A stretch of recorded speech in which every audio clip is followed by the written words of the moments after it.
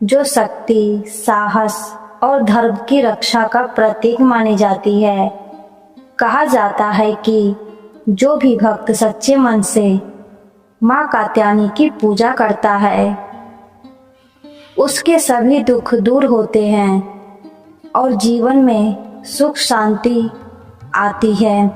तो आइए पूरे श्रद्धा भाव से सुनते हैं माँ कात्यायनी की पावन कथा।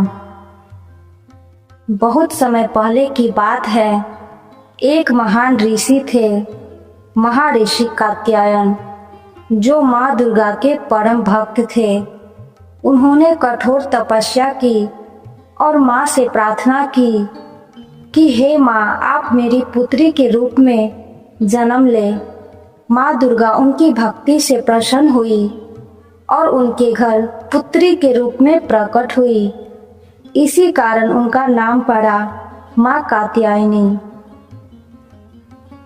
उसी समय एक अत्याचारी राक्षस था, महिषासुर। उसने कठोर तपस्या करके वरदान प्राप्त किया था कि कोई भी देवता उसे नहीं मार सकता।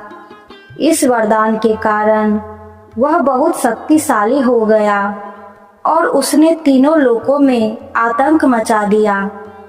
देवता परेशान होकर भगवान ब्रह्मा, भगवान विष्णु और भगवान शिव के पास पहुँचे। तब तीनों देवताओं के तेज से एक दिव्य शक्ति प्रकट हुई, माँ कात्यायनी।